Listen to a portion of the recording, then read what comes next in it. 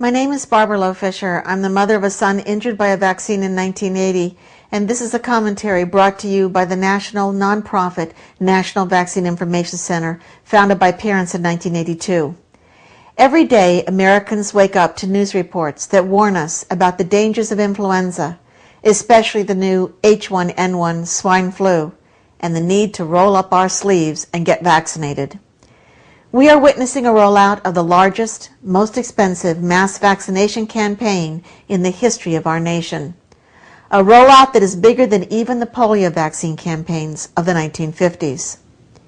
How much do you know about the disease or vaccine risks so you can make an informed decision about whether to get flu shots for yourself or your children? First, the good news is that swine flu is mild for most people, and the virus is not mutating into more serious form. By the end of September, there had been about 600 deaths in America, including about 50 deaths in young children. Complications from infectious diseases like influenza are more common in people with heart, respiratory, and other health problems, and that's true for swine flu.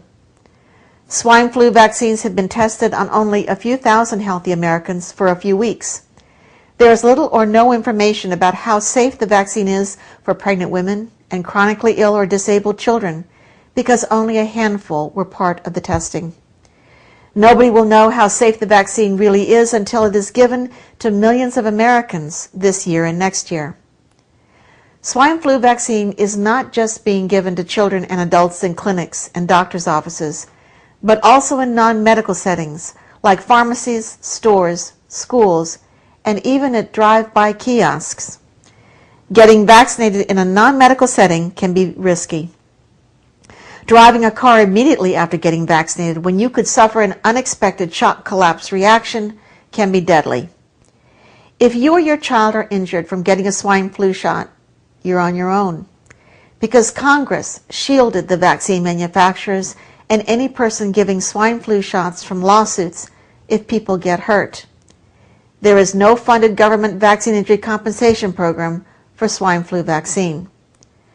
But even if there was a vaccine injury compensation program, like the one that had to be created by the federal government in 1976, after that year's swine flu vaccine paralyzed about 500 Americans and killed 25, there is little chance you would be compensated if you or your child does become vaccine injured.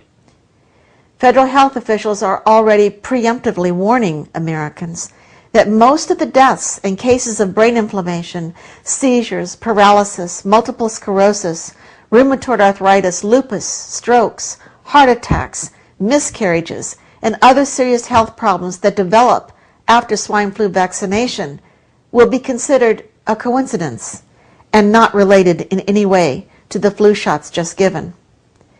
This makes it even more important for Americans to become informed healthcare consumers.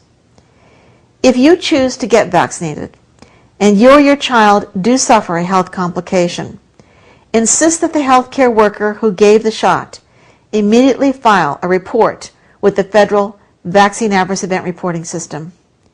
If the person who gave the flu shot won't file a vaccine reaction report, you can file it yourself. Do not let a doctor or anyone else tell you that a serious health problem you or your child experiences after vaccination is a coincidence and allow more shots to be given until you know for sure. The most tragic cases of vaccine injury occur when vaccine reaction symptoms are dismissed as a coincidence and more vaccines are given that result in more severe symptoms and sometimes end with permanent brain and immune system damage or death. Some injectable flu shots in multi-dose vials contain the mercury preservative thimerosal, and some come in single-dose vials and do not contain mercury. If you get vaccinated, make sure you know what is in the vaccine you're getting, because people can be very allergic to different components of vaccines, and some people can't get the live virus flu vaccine. Doctors are telling some children under 10 years old to get 3 to 4 flu shots this year, 2 shots for seasonal flu and 1 or 2 more for swine flu. We've never given young children 3 to 4 flu shots in a single year, and there is no information about how safe it is to do that. Swine flu shots are free for most Americans because the government has given $1 billion to pharmaceutical companies to create the new swine flu vaccines and has given another $5 billion to state and federal health agencies to promote and deliver the influenza vaccines to people. That's a lot of money. The push to get vaccinated is like nothing we have ever seen before. The fact is, millions of people around the world have recovered from swine flu, and millions more will get sick with fevers, body aches, nasal congestion, cough, and sometimes diarrhea and vomiting, and recover from it this year and next year without any complications. People who recover from influenza, including swine flu, get long-lasting protection from the flu strain they recovered from. Actually, most people over 60 won't get swine flu this year because they recovered from influenza caused by a similar swine flu strain in the past and still have protective antibodies. So here are the facts.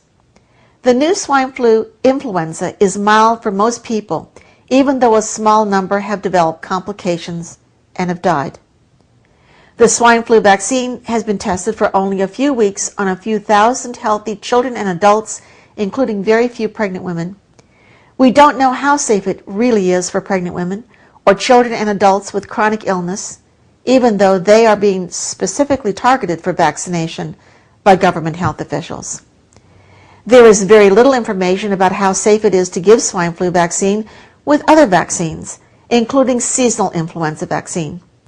There is very little information about whether the swine flu shot will keep you from getting swine flu.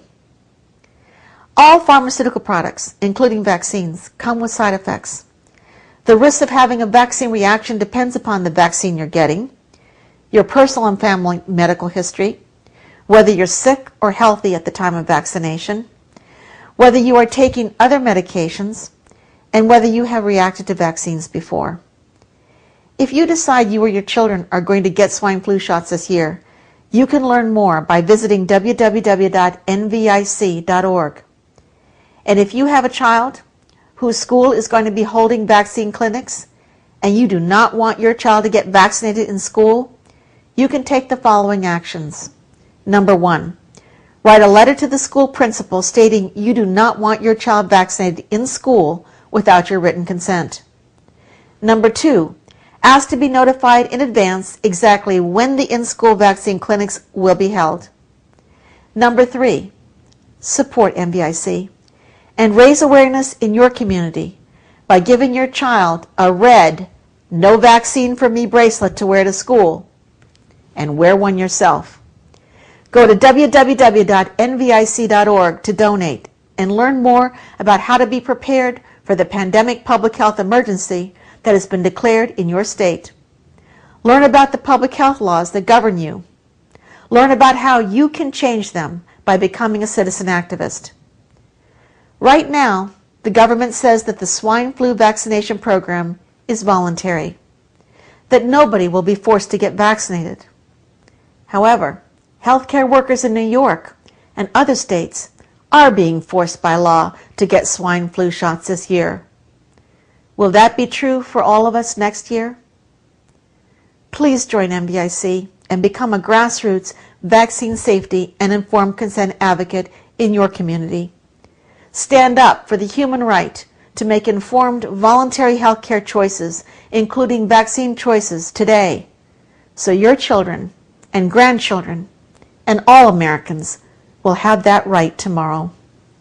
Thank you.